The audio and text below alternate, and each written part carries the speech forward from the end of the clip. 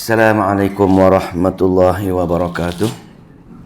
Alhamdulillah nahmaduhu wa nasta'inuhu wa nastaghfiruh wa na'udzu billahi min syururi anfusina wa min sayyiati a'malina. Man yahdihillahu fala mudilla lahu wa man yudlilhu fala hadiya lahu. Wa nashhadu an la ilaha illallah wahdahu la syarika lahu wa nashhadu anna Muhammadan abduhu wa rasuluh. Rabbi syrah li sadri wa yassir li amri wahlul 'uqdatam min lisani yafqahu qawli, amma ba'd. Alhamdulillah, kita meneruskan pengajian malam ini insya-Allah. Sepatutnya ayat 184 tapi saya ulang sikit lagi 183 kerana belum jelas siri sebelum ni insya-Allah. Insya-Allah kita baca daripada ayat 183 muka surat 27 Surah Al-Baqarah. Semoga Allah memberi kefahaman serta memberi taufik untuk kita semua beramal dengan ayat-ayat Allah Subhanahu wa taala insya-Allah. A'udzu billahi minasy syaithanir rajim. Bismillahirrahmanirrahim. يا أيها الذين آمنوا كتب عليكم الصيام كما كتب على الذين من قبلكم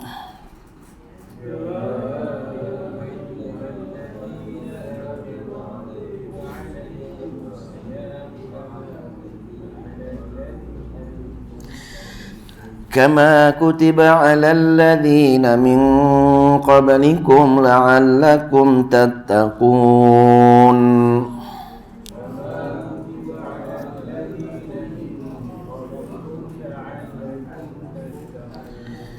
أياما معدودات فمن كان منكم مريضا أو على سفر فعدة من أيام أخر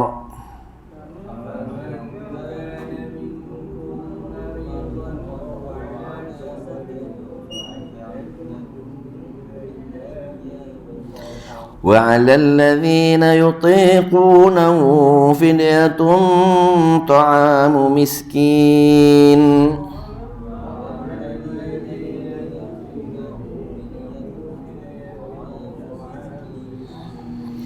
فمن تطوع خيرا فهو خير له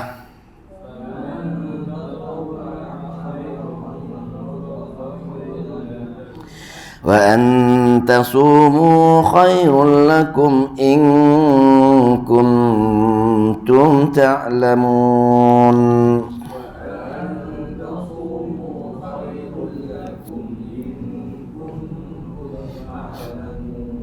Alhamdulillah. Sebagaimana kita ceritakan minggu lepas, daripada ayat 178 surah Al-Baqarah hingga akhir surah iaitu 286 merupakan bahagian kedua surah Al-Baqarah kalau mengikut daurah tafsir. Maknanya bahagian kedua merangkumi 4 tajuk utama. Yang pertama ialah tajuk dipanggil hubungan manusia dengan manusia, hubungan hamba dan hamba yang dinamakan dalam istilah kita umur munazimah. Hubungan hamba dengan hamba, istilah kita jumpa ayat semacam itu, maka dinamakan ayat umur munazimah, antara hamba dengan hamba yang Allah nak tengok sejauh mana hamba dia mematuhi syariat yang Allah turunkan. Ada bentuk-bentuk undang-undang di antara hubungan hamba dengan hamba. Yang kedua ialah dipanggil ayat umur muslihah, yakni hubungan di antara hamba dengan Allah. Allah nak tengok sejauh mana hamba dia taat dengan Allah dalam bentuk hubungan dengannya. Maka dipanggil umur muslihah. Umur munazimah, hamba dengan hamba. Umur muslihah, mengislahkan diri, yakni antara hamba dengan Tuhan.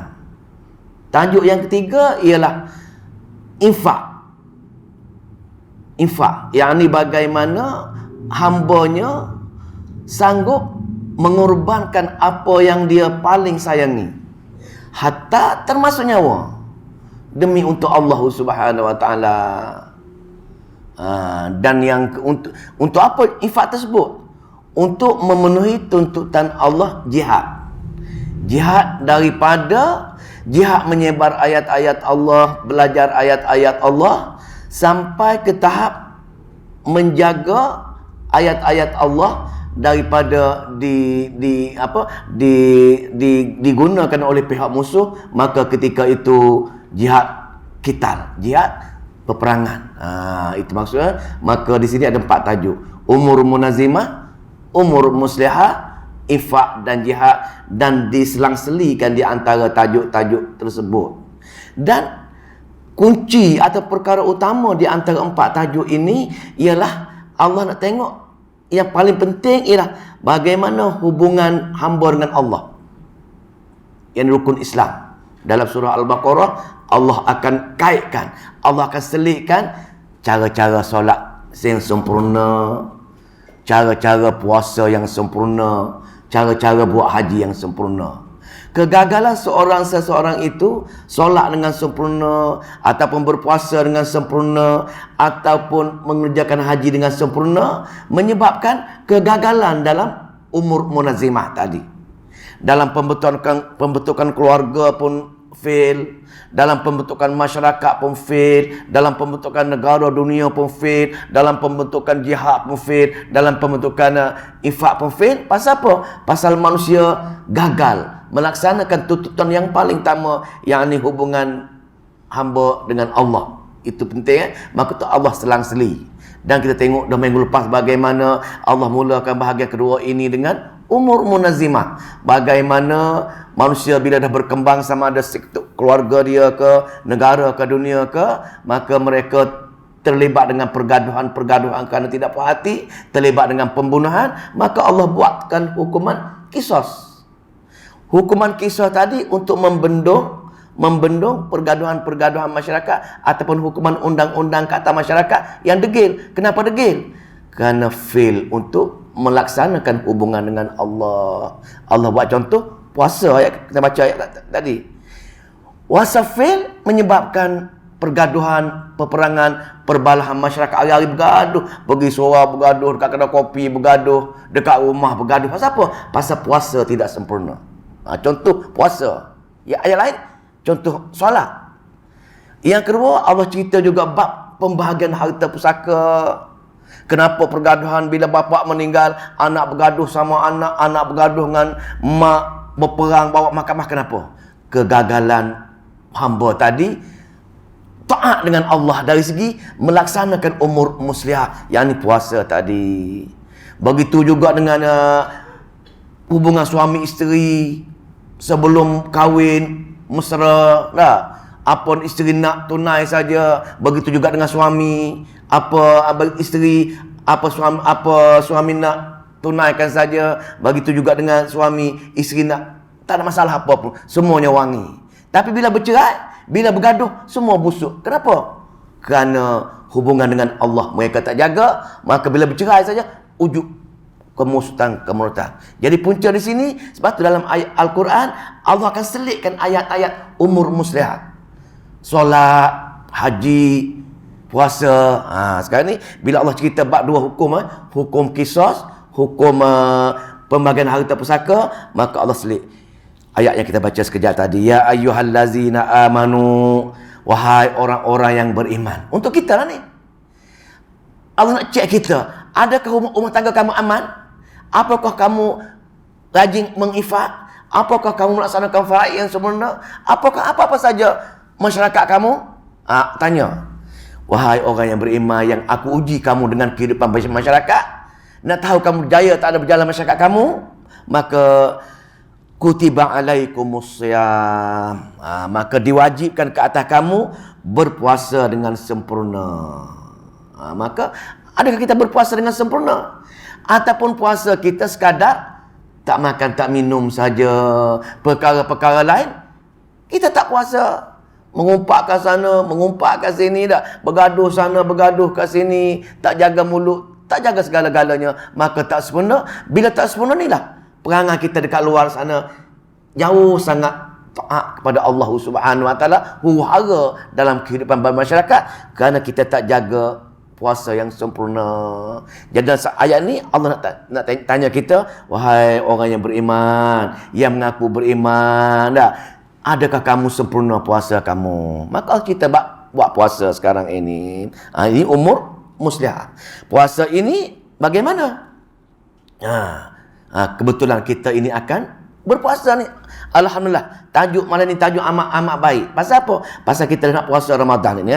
Maka insya-Allah kita akan tengok penutup nanti 2-3 perkara bagaimana cara kita nak menyambut Ramadan dan juga nak mengisi sebulan dalam bulan Ramadan untuk kita memaksimumkan puasa kita supaya bila kita berjaya ini maka hubungan kemasyarakat kita akan berjaya insya-Allah. Maka bab berpuasa ini Allah kata, wahai orang-orang yang beriman, diwajibkan, difardukan ke atas kamu berpuasa. Maka orang Arab jahiliah zaman dahulu, jangan kita anggap dia tak berpuasa. Dia berpuasa, tapi ikut cara kaedah mereka. Masa mereka berpindah ke Madinah, dia cakap, kami juga berpuasa dahulu di Mekah dahulu, tapi ikut cara mereka lah. Berbagai-bagai cara mereka. Dan juga yang kedua, orang musyrikin Mekah juga bergaul dengan orang Yahudi. Orang Yahudi berpuasa pada hari Ashura. Maka Nabi pun bila syariat puasa diturunkan tahun yang kedua Hijrah. Tahun pertama Hijrah, Nabi berpuasa Ashura lagi. Nabi kata, kalau aku hidup lagi, aku nak puasa lah. Dia puasa Ashura juga. Tapi tahun yang kedua berikut telah digantikan dengan puasa sebulan, bulan Ramadan. Maka di sini, kama kutiba alal lazina, kama sebagaimana puasa, sebagaimana puasa yang kamu puasa ini, kutiba alal lazina, yang kami telah fardukan juga, kami telah wajibkan juga, min qablikum, dari sebelum-sebelum kamu lagi. Aku dah turunkan syiar kepada orang Nasara, orang Yahudi juga puasa tersebut. Jadi apa tujuan puasa? Tujuan puasa sebagaimana kami mensyariat kepada kamu orang Islam sebulan bulan Ramadan, dan juga untuk orang Yahudi dalam Ashura dia, dan banyak perkara-perkara orang lain lagi syariat puasa. Maka tujuan dia la'allakum tattaqun, semoga dengan puasa yang sempurna kamu buat tadi, tattaqun, kamu akan bertakwa kepada Allah. Ini tujuan dia. Tujuan dia nak suruh kita bertakwa aja puasa ni. Yakni apa dia takwa? Takut dengan Allah, jaga hukum Allah. Bila kita berpuasa dengan sempurna, keimanan kita akan meningkat, ketakwaan kita akan meningkat. Jadi kalau ada bab-bab perebutan harta saja, pasal apa? Pasal kita bertakwa tadi, kita takut nak makan harta orang lain. Kita takut nak curi harta-harta yang orang wasiatkan yang tak betul. Takut nak bercerai, bergaduh-gaduh. Bila bercerai, suami yang bercerai tadi masuk syurga, isteri yang dicerai pun berjaya masuk syurga. Itu syariat cerai. Syariat cerai kerana kedua-dua pasangan isteri dan suami tak mampu nak masuk syurga. Ini tujuan asal dia. Bukan nak berbuk kewangan, nak berbuk, bukan kata tak bersefahaman. Itu dunia. Yang sebenarnya syariat percaranya benar ialah kedua-dua tadi fail untuk pergi ke syurga Allah. Itu maka diturunkan syariat cerai.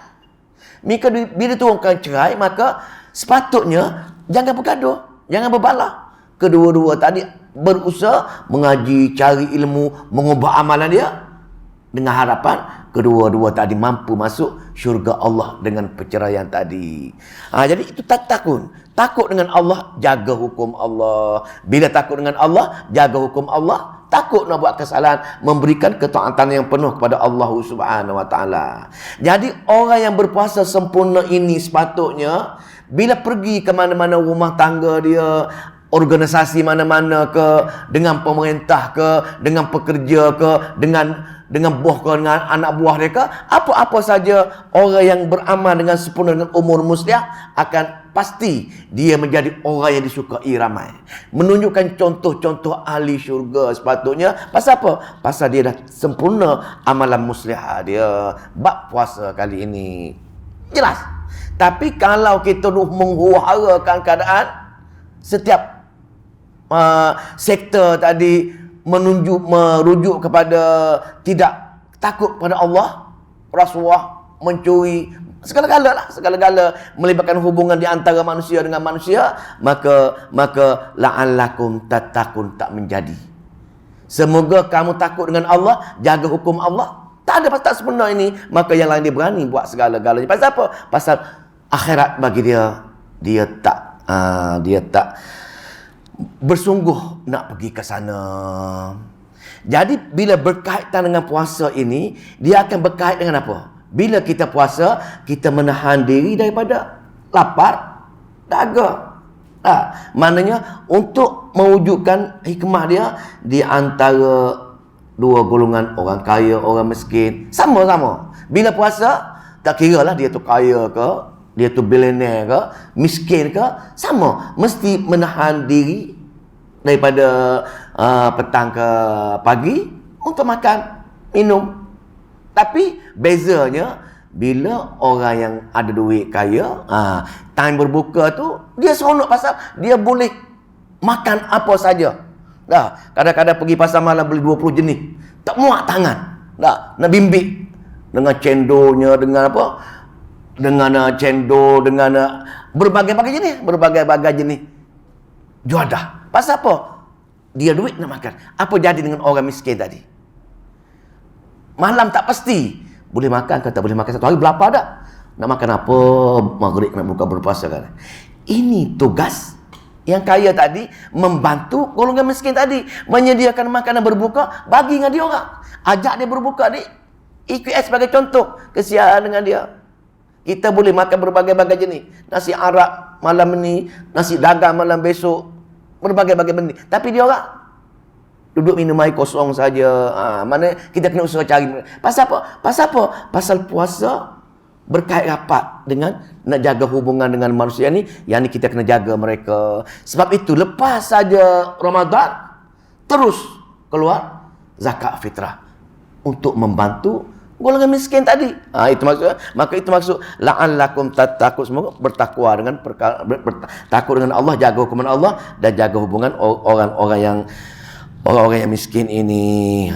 Maka itulah jelas, maka ini umur muslah. Kalau puasa kita sempurna, insya-Allah kita buat amalan-amalan sebelum puasa, tengah puasa, selepas tersebut, dan jaga segala-gala, insya-Allah segala hubungan dengan lain akan berjalan lancar. Jalan lancar insya-Allah. Kita tengok itu fadilat ataupun fardu puasa, syariat puasa. Ayat yang berikut, apa dia? Bila puasa tersebut, bila syariat puasa tersebut, syariat puasa selepas 2 Hijrah ialah ayyaman ma'dudat, beberapa hari yang dikira. Maknanya dalam setahun 1 bulan, mana 1/12 lah. Dalam bulan Ramadan 1/12. Nabi bila dalam hadis Nabi bagi tahu kepada sahabat-sahabat dia, sebulan bulan puasa ini ialah, dia kata 30 hari dan 29 hari. Dia guna tangan dia dah. Dia guna tangan dia 1, 2, 3, 30. Yang ketiga tu 1, 2, 3, 29 hari. Maknanya puasa syariat 29 hari dan 30 hari kali ikut.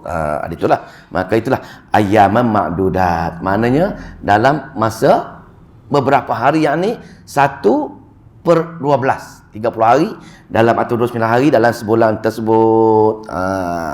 Ini syariat puasa. Faman kana minkum, maka barang siapa kana minkum daripada kamu, maridon, ada keuzuran sakit. Tengok ni, Allah ini sebenarnya mesra dengan hambanya. Allah tak nak kalau boleh hambanya menderita sangat. Darurat besar. Dia tak nak. Pasal dia kesian dengan hambanya. Allah nak menguji hamba dalam keadaan hamba mampu melaksanakannya. Maka di sini kalau hamba tak mampu, Allah kata, "Faman kana minkum maridan", maka barang siapa yang daripada kamu yang sakit,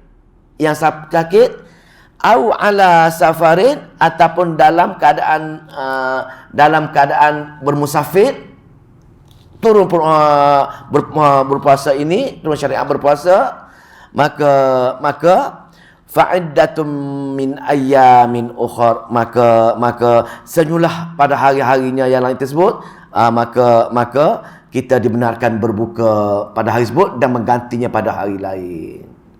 Tengok Allah sangat sayang dengan kita semua. Dia tak nak bagi kita susah sangat, lapar sangat, ataupun bukan lapar sangat lah, mana keuzuran ataupun dalam musafir takut-takut timbul darurat, maka boleh buka, boleh ganti pada hari-hari yang lain, hari-hari yang lain.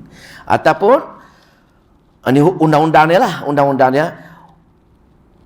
wa'ala allazina yutiqunahu, dan atas orang yang menjalankannya, atas orang yang menggantikan tersebut, boleh caralah, cara dia macam mana? Tak ganti, bayar fidyatun, bayar fidyah, kena bayar fidyah. Maka orang musafir tak boleh berbuka, kerana wajiblah dia berpuasa sebanyak hari yang dia tinggal tersebut.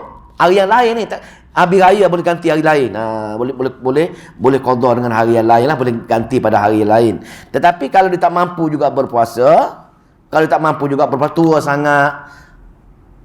tua sangat, maka boleh bayar fidyah kadar secupak berdak, bukan cupak kita, dia kecil sikit cupak dia tadi. Secupak makanan tanpa lauk. Tak payah buatlah taruh daging rusa ke, tak payah. Hanya nasi semata, beras mata-mata boleh untuk bagi dia orang makan. Pasal apa? Pasal orang miskin ini dia sekadar nak memuaskan lapar saja, bukan nak bermewah-mewah dia makan. Itu asal dia.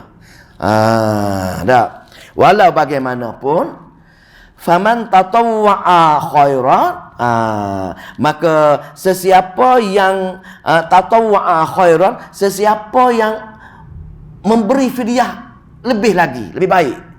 Sepatutnya dia bagi 2 cupak ke contohnya, ataupun dia masuk sekali dengan ikan sardin ke, ataupun apa-apa saja, maka situ faman tatawwa'a khairan fahuwa khairul lah, itu lebih baik bagi dia. Kita nak bagi fidyah, mak kita sakit uzur ke, bagi lebih lah, pasal itu lebih baik lagi. Sahabat apa nama tu, Anas radhiyallahu anhu, anak angkat Nabi kan, dia ni guru hadis di Madinah lah. Dia ni umur panjang, pasal Nabi doa umur panjang. Umur dia ni masa di Madinah 105 tahun. 105 tahun dia letih puasa dah. Maka bila letih puasa, dia ada anak 125 orang anak dia. Dan 90 orang dia kebumikan sendiri. Tengok tu, panjang umur dia ni. 125 orang anak. Isteri wallah ala berapa orang lah. Tapi nak ceritanya anak ramai dan 90 orang dia kebumikan sendiri. Tapi dia ni tak nak letih nak puasa, tua sangat. Maka dia bagi makan sekali dengan lauk-lauk untuk penduduk-penduduk di Madinah yang miskin tersebut. Maka kita pun kalau nak bagi fidyah, orang apa-apa sajalah yang kita keuzuran siapa dia, bagi lebih lah. Pasal Allah kata faman tatawwa'a khairan, tadi fahuwa khairul lahu, maka dia lebih baik bagi dia. Dua keadaan dah. Yang pertama ganti puasa, letih juga bagi fidyah.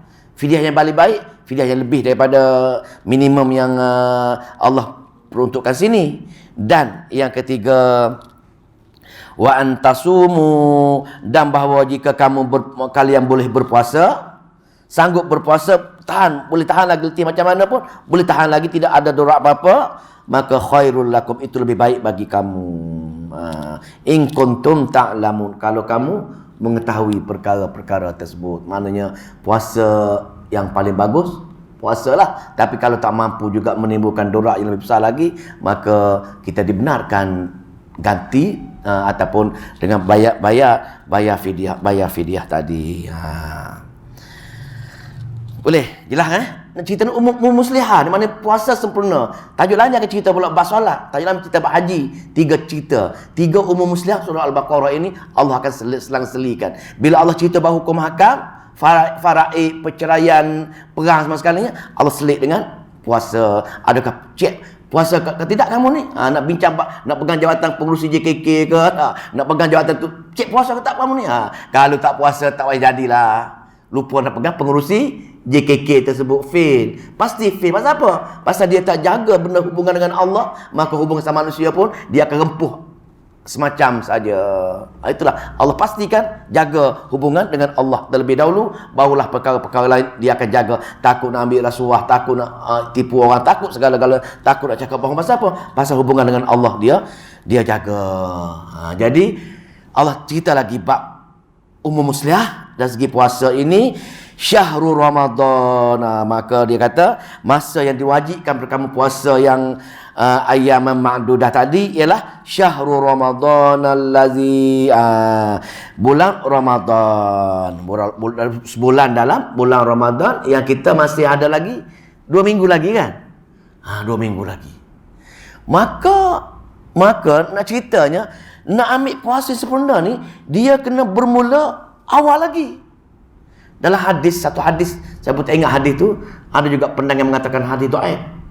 Dia bagi 2 golongan. Nabi kata, kalau kamu orang mukmin tulen, kamu seronok sangat untuk sambut puasa. Pasal apa? Pasal boleh berpeluang untuk melaksanakan amalan-amalan Allah. Tapi aku khawatir sekiranya kamu munafik ala kadar saja. Puasa ke, tak puasa ke, sama aja.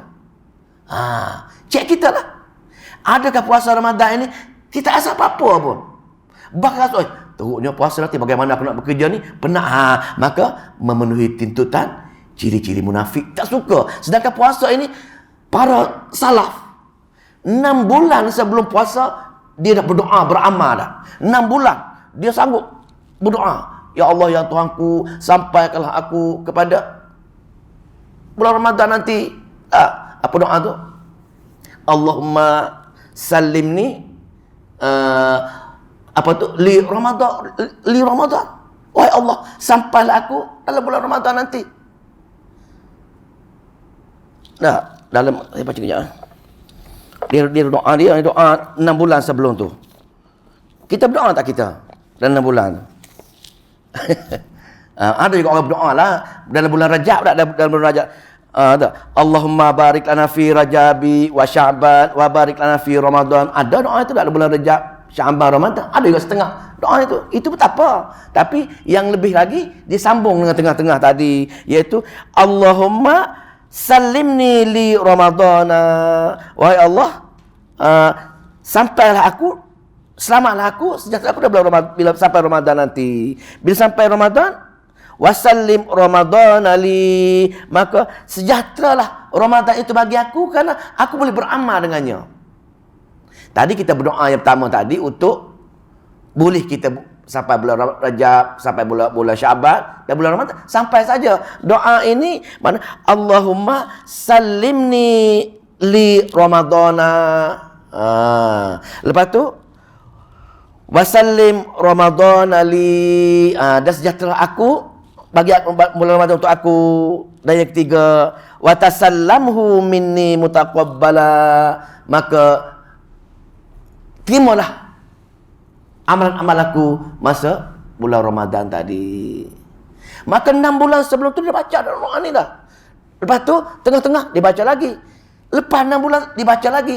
Maknanya hebatnya bulan Ramadan. Bulan Ramadan ni dah sepatutnya ditunggu-tunggu oleh yang betul-betul mukmin tulen. Tapi kalau kita bukan mukmin tulen, tak rasa. Malam berpuasa kita rasa nak more. Itu yang kita nampak.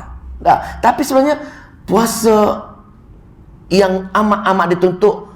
Dah tadi dah doa dah. Doa 6 bulan, doa lepas 6 bulan, doa dah para sahabat dah dengan doa tadi. Dan dia akan memenuhi pengisian tadi dengan perkara-perkara yang Nabi ajarkan. Ayat itu ayat ni kan.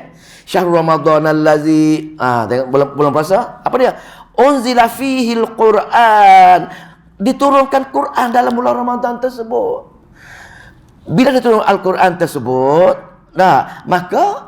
maka jadilah bulan Ramadan dengan bulan Al-Quran. Malam tadarus kat surau. Balik rumah tadarus dengan isteri dan anak. Penuhi dengan tersebut. Siang hari bertadabbur lagi.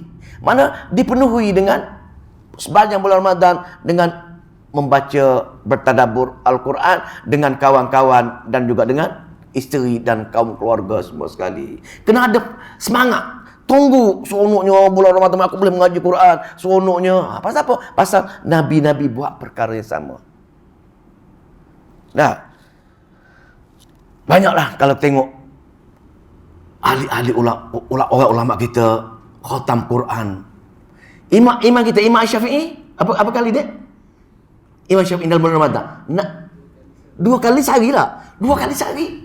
60 kali sebulan. Cuba bayangkan. Masya Allah. Kita masalah bunyi nak masuk syurga, tunggu Ramadan. Tapi tak peduli dengan Ramadan ni. Yang Imam Syafi'i boleh khatam Quran 60 kali dalam sebulan. 2 kali sehari. Kalau ustaz macam itu. Itu kata-kata kita. Cuba tanya budak hafiz yang lancar. Berapa lama dia boleh habis Quran? Dia boleh. Dia kata 6 jam boleh khatam. Dia kata kalau dia baca betul-betul. Dicairlah. Dia baca Quran. Baca Quran. Macam baca Fatihah. Laju. Baca laju. Boleh kau baca laju-laju. Kan? Kena baca dengan penuh tajwid. Itu sebelum bulan Ramadan. Bulan Ramadan kena rebut peluang untuk menjadi Quran sebagai apa? Sebagai makan minum kita seharian kita. Kena ada macam ni. Kalau tidak, khawatir tak fikir nak baca Quran, maka takut kita ikut golongan munafik tadi. Apa lagi? Baca Quran. Yang kedua, berdoa lah. Berdoa siang, berdoa malam. Penuhi dengan doa kita ini. Doa. Tak doa tadi ke doa apa-apa. Doa apa doa yang sahih yang Nabi ajarkan. Doa saja penuhi. Baca Quran, doa. Yang ketiga apa benda? Yang ketiga, qiyam. Solat malam. Tambahlah solat malam. Kalau biasa solat apa tu, tahajud dengan witir tu 3 kali je. 2 kali tahajud, sekali witir. Pasal dia bangun pukul 5.30. Pukul 6 subuh dah. Jadi di penghujung malam dia kata dia nak baca tahajud, tapi 2 tahajud, 1 witir, subuh masuk subuh dah. Ubah dalam bulan Ramadan ni all out lah. Usahalah. Ambil Quran, letak stand dia, baca Quran sambil-sambil solat. Cuba sekali 1 malam habis 3 juzuk ke. Usaha. Pasal inilah Quran. Allah kata Ramadan itu Allah kata unzila fihil Quran. Untuk dia turunkan Quran, maka kena penuhilah Al-Quran tersebut. Apa dah? Baca Quran, perbanyakkan doa, lagi qiyam, apa lagi? Jangan buat tarik mata. Yang lagi, bulan Ramadan ni yang penting lagi ialah mana? Orang yang berinfak. Ini tuntut sangat daripada berbuka puasa. Kita jamu orang berbuka puasa. Puasa dia kita dapat. Dia dapat tanpa kurang pun, kita dapat tanpa kurang pun. Masya Allah. Bagi orang moreh, bagi ketua imam, bagi kepada ustaz-ustaz yang mengajar, bagi kepada AJK, apa-apa saja. Pasal apa? Pasal ketika Ramadan lah kita nak menggalakkan infak kita tadi. Pasal apa? Pasal infak tadi untuk jihad tadi. Maka Nabi setiap malam, malaikat dalam bulan Ramadan, malaikat Jibril akan turun tadarus dengan Nabi 1 malam 1 Quran. Tapi Quran ketika tu mungkin tak turun semualah. Apa-apa yang turun dibaca semua, dia mengajar. Nabi tadarus dengan malaikat Jibril. Pasal Nabi dia tempat mengerjakan bulan Ramadan ini 9 kali. Dan kali yang akhir sekali, malaikat Jibril turun 2 kali khatam Quran. Yang lain sekali. Satu malam satu Quran. Itu Nabi. Kita kalau nak ikut Nabi, kena berusaha macam mana pun menjadikan Al-Quran yang kita baca dan kita bertadabbur dan bertadarus dengan sama-sama kita. Dan balik rumah, anak isteri kita ataupun anak isteri kita mari ke sini, jadikan tidur sejam 2 jam saja bulan Ramadan. Pasal itulah saja kelebihan kita ada. Mungkin puasa tahun ini untuk terakhir kali kita. Nah, dan yang kedua, bila puasa ini ialah berkaitan dengan infak tadi. Nabi orang yang paling laju dia berinfak. Tidak ada barang yang dia ada bila orang minta dia akan bagi semua sekali. Tetapi bila setiap malam Ramadan, dalam hadis tadi, Nabi akan berinfak lebih laju lagi daripada angin kencang yang bertiup. Tengok tu. Berapa laju angin? Tak bayangkan laju angin. Maka begitu laju, Nabi lebih laju lagi berinfak dalam bulan Ramadan. Jadi kita kena usahalah. Keluarkan, habiskan semua segala harta-harta kita ini yang untuk lain dirilah yang ada kita peruntukkan tadi untuk berinfak kepada jalan Allah Subhanahu Wa Taala. Kita sudah ada IKN apa sajalah. Ada malangnya ada RM100, kita bagi RM100. Pasal apa? Pasal contohi Nabi sini berebut untuk berinfak. Dan dalam Al-Quran cerita dah, kalau kita sayang nak berinfak, kita memenuhi tuntutan orang munafik. Pasal Allah bagi jaminan, infak kamu tak akan habis. Aku akan gantikan. Berapa kali ganda? 10 kali ganda, 700 kali ganda, dan tak terhingga. Tapi kita tak yakin. Ini isu kita ni. Kita rasa, dalam bulan Ramadan aku nak raya lagi. Duit ada 3,000, nak beli lansir lagi, nak tukar sport ring lagi.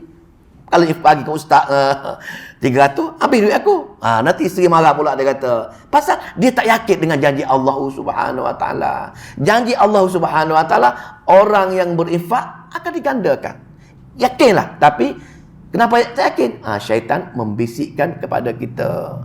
Dan kita ada juga dalam masa berdoa tadi, tambahkan doa. Bila tambahkan doa tadi dah, Allah akan mendengar doa kita. Cumanya bila Allah mendengar, cara pengabulan doa tadi ikut Allah pasal dia Allah. Mungkin keadaan yang pertama kita minta, dia akan bagikan terus. Keadaan yang kedua kita minta, dia tangguhkan dulu sikit, tunggu 6 bulan ke 7 bulan ke. Bila kita bergantung, kita pahala ketika tu. Berdoa dia pahala, menunggu dia tolong pun ada pahala. Dan yang ketiga, Allah akan ganti di hari akhirat nanti. Pasal dia tahu kita minta doa nak kereta besar, nak kereta Jaguar sebagai contohnya. Lama dah pakai Proton, nak pakai Jaguar pula, tapi tak dapat. Rupa-rupanya kenapa Allah tak bagi? Oh, tahu kita akan mati, dia kata. Kalau aku bagi Jaguar pun, sekarang kamu mati. Maka aku ganti di hari akhirat nanti. Pasal kita tak tahu benda gaib. Apa saja kita minta, kalau Allah tak bagi, dia akan bagi pada hari akhirat nanti.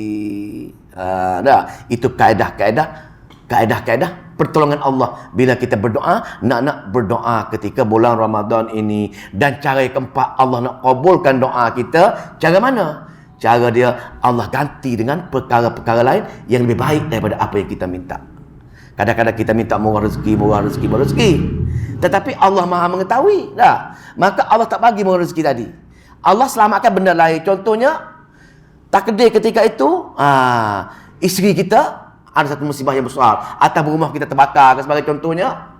Allah hilangkan rumah terbakar dengan cara Allah tak bagi kita minta rezeki tadi. Dia ganti benda yang jauh lebih cantik, lebih berbahagia daripada apa yang kita minta tadi. Itulah Allah Subhanahu Wa Taala. Jadi bila kita tahu dah 4 kaedah Allah kabulkan, perkenankan doa kita ini, maka jangan ragu, jangan kecil hati. Terus berdoa pagi, petang, malam, dan dalam sepanjang bulan Ramadan. Berdoa, jangan henti-hentikan. Apa? Karena Allah Maha mendengar dan Allah akan menjawab persoalan doa kita tadi. Maka doa, solat ataupun qiyam, baca Quran dan infak, 4 perkara tadi kena tanam betul-betul dalam bulan Ramadan 2 minggu lagi kita kena all out untuk 4 perkara ini, dan perkara-perkara lain itu tak payah tumpu sangat lah. Pasal apa? Yang lain-lain orang cerita tak? Kena awalkan berbuka puasa. Ini berbu-rebu dah. Tidak ada orang nak lewat buka puasa dah. 3 minit sebelum buka dah tengok air dah. Tengok air mi Bandung, air Bandung, sirap Bandung dah. Yang akhirkan sahur. Nah, itu pun rasa-rasa sekarang ni zaman dah berubah kan. Masing-masing kalau boleh kita nak lewat sahur. Pasal apa? Takut lapar dah. Jadi inilah perkara-perkara lain banyak yang kecil, tapi yang 4 perkara tadi yang penting sangat tadi, usahalah mencapai ke 4 perkara tadi. Panjang kita sikit ya. Bagi ayat ni. Maka yang di antara 4 tadi, Al-Quran lah yang penting sekali. Kenapa? Pasal dalam bulan Ramadan Allah kata allazi unzila fihi al-Quran, maka yang telah menurunkan di dalam bulan Ramadan tersebut Al-Quran. Kenapa perlu baca? Kenapa perlu faham? Pasal Quran itulah sebagai hudan, petunjuk linnasi, kepada manusia semua. Petunjuk bila kita baca, bila kita berdoa, ketika itu Allah tunjuk pada kita kesalahan-kesalahan kita, dan kita akan bertobat dari kesalahan tersebut. Maka bila kita baca Quran tadi, maka ada yang petunjuk, ada yang bahan-bahan jelas, maka minal huda wal furqan. Quran juga pemisah di antara kita, antara baik dan jahat.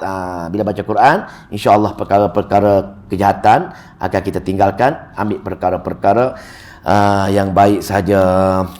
Faman syahidakumus syahral falyasum, dan barang siapa yang menyaksikan, barang siapa yang menyaksikan minkumus syahral falyasum, anak bulan lah. Ini untuk orang tengok anak bulan lah. Kita tak terlibat para yang kaji alif falak ni, dia tengok anak bulan. Nabi dengan sahabat dia ajak pergi tengok anak bulan, maka ada doa-doa ketika tengok anak bulan tersebut. Kita terlibat, saya tak baca itulah.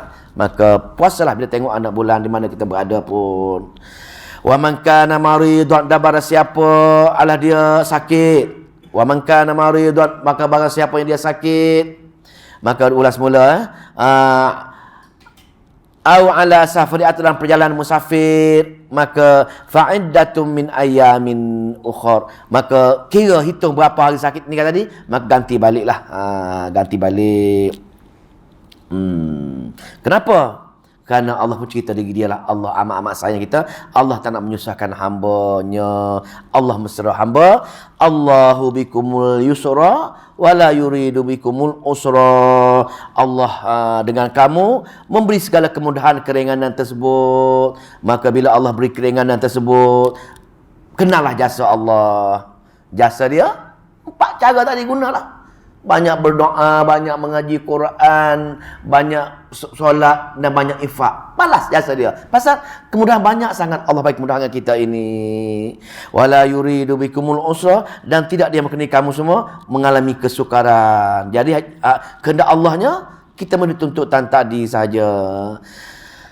Walitukmilul iddah, agar kamu menyempurnakan hitungan hari-hari yang kamu puasa tadi. Jadi kamu puasa saja. Lepas tu walitukabbirullah, dan agar kamu mengagungkan Allah. Kita baca, dulu kita mengaji tazkiyah kan. Salah satu tazkiyah walitukabbirullah, maknanya agar kamu mengagungkan Allah. Nah, tugas Al-Quran kita belajar dulu. Apa dia? Yang pertama tilawah, yang kedua tazkiyah, dan yang ketiga ta'lim. Maka di antara tazkiyah itu termasuk apa dia tazkiyah? Berzikir kan? Lepas berzikir, bersyukur. Lepas bersyukur, bila uji sabar. Lepas sabar, doa. Lepas doa, mengagungkan Allah ni. Walitukabbirullaha, agar kamu mengagungkan Allah dengan syariat yang Allah turunkan tadi. Allah turunkan puasa, agunglah puasa tadi dengan buat perkara-perkara zikir, sabar, syukur, dan juga mengagungkan Allah ini. Walitukabbirullaha, agar kamu mengagungkan Allah alama, atas apa yang hadakum, dia telah menunjukkan kepada kamu. Untuk apa? Bila kamu buat semua sekali ini, Allah bagi kemudahan keringanan kamu tadi, maka wala'allakum tashkurun, agar kamu semua bersyukur kepada Allah Subhanahu wa taala. Bersyukur pun salah satu daripada tazkiyah juga, dak bersyukur. Apa tu? Bersyukur, bila kita bersyukur Allah akan tambahkan tu lah. Syukur. Syukur kali ingat malam ni Kita rasa dah panjang tu pasal kita, yang penting mana pasal Allah bagi kemudahan kita malam ini. Bila kita baca surah Al-Baqarah mengenai puasa, bersesuaian dengan puasa yang kita akan hadapi dalam 2 minggu lagi. Alhamdulillah, maknanya semoga kita boleh beramal dengan huraian Al-Quran mengenai bagaimana cara memenuhi puasa, iaitu dengan banyak berdoa, banyak baca Al-Quran, banyak solat-solat, dan juga dengan meningkatkan infak kita. Maka insya-Allah 2 kali Quran cerita batu, maka kita boleh beramal dengan tersebut. Maka insya-Allah pahala ataupun taufik oleh Allah Subhanahu wa taala akan menyempurnakan ibadat kita. Dan sebagai doa kita tadi, semoga Allah memberi peluang untuk kita berjumpa dengan bulan Ramadan nanti, dan juga dalam bulan Ramadan nanti Allah bagi kita boleh beramal dalam bulan Ramadan tersebut, dan hingga penghujung bulan Ramadan Allah terima segala amalan-amalan kita. Dan yang paling penting sekali dalam bulan Ramadan, ada satu tempoh dinamakan untuk i'tikaf. Puasa dia berkait dengan i'tikaf yang ada masa. I'tikaf ada 2. Satu i'tikaf bila kita pergi ke masjid, niat saja i'tikaf, dapat pahala sepanjang kita duduk. Itu bila-bila masa. Tapi i'tikaf bulan puasa ini ialah 10 hari dalam bulan Ramadan. Maka sunnah di Malaysia ini, i'tikaf ini tak ada. Di sebelah Pakistan, sebelah Bangladesh, sebelah India, berebut mereka duduk di masjid 10 hari terakhir untuk beriktikaf. Nabi selepas baginda terima syariat puasa, tak pernah dia miss duduk di masjid sepanjang 10 hari tersebut. Maka duduk di masjid seolah-olah kita duduk dalam syurga dah. Kita memutuskan hubungan dengan mana-mana dunia ini. Tapi janganlah kita beriktikaf bawa handphone main WhatsApp. memang tak jemu lah. Duk kondem hari ni. Maka usaha kita kalau boleh sebelum kita mati, cubalah beriktikaf sekali, pergi cari mana-mana masjid ataupun surau yang memenuhi syarat dia 10 hari. Pesan pada isteri, jangan cari saya lah sepanjang 10 hari ni. Saya betul-betul duduk di masjid, bukan duduk rumah orang lain. Ada setengah juga duduk rumah orang lain, bahaya juga ni. Dia beriktikaf masjid, berupa lain duduk. Bahaya kan? Maka usahalah. Maka iktikaf yang di Malaysia dah makin hapus, kita kena hidupkan sunnah ini. Pasal apa? Iktikaf ini kalau tak penting, kenapa Nabi tak berterusan 9 hari? 9 tahun, bukan 9 hari. 9 tahun dia baginda pun melaksanakan. Maka benda yang Nabi buat tak henti, cubalah kita berusahakan selama 10 hari terakhir. Masuk hari yang ke-20, keluar pada pagi hari raya tersebut, insya-Allah. Maka ketika tu tak ceritalah, ketika tu orang yang melazimi i'tikaf, dia rasa ketika itu dah dirasa macam duduk syurga dah. Tidak ada perkara-perkara lara, tidak ada perkara-perkara yang sia-sia. Kita hidup hanya kita dengan Allah semata-mata, tidak ada perkara lain dah. Hanya Allah dan kita saja duduk beriktikaf. Pasal masing-masing duduk semata-mata untuk mengerjakan arahan Allah, memberi ketaatan kepada Allah Subhanahu wa taala. Dulu saya pun beriktikaf, tapi iktikaf main-main dah. Kita pergi malam saja. Siang hari tak ada, tak jadi kena penuhi tuntutan dia. Jangan balik-balik, pergi tinggal semua handphone, duduk di masjid, jangan balik-balik. Kecuali yang memerlukan ada kematian yang paksa balik, cubalah sekali, insya-Allah. Semoga Allah pilih saya, pilih jemaah-jemaah semua untuk sama-sama sebelum kita mati, usahalah beriktikaf 10 hari sebelum kita pergi menemui Allah Subhanahu wa taala, insya-Allah. Semoga Allah pilih kita dan tuan-tuan semua. A'udzubillahi minasyaitonirrajim. Bismillahirrahmanirrahim. Allahumma salli wa sallim wa barik ala Muhammad. Allahumma faqihna fi din wa 'allimna ta'wil wahdina ila sawa'is sabil. Allahumma afiqna lima tuhibbu wa tarda waj'al akhiratana khairan minal ula. Radina billahi rabban wa bil islami dina wa bi Muhammadin nabiyyan wa rasulah. Allahumma aj'alil qur'ana hujjatan lana ya arhamar rahimin wa la taj'alil qur'ana hujjatan alaina ya rabbal alamin. Rabbana atina fid dunya hasanah wa fil akhirati hasanah wa qina azabannar walhamdulillahi rabbil alamin. Assalamualaikum warahmatullahi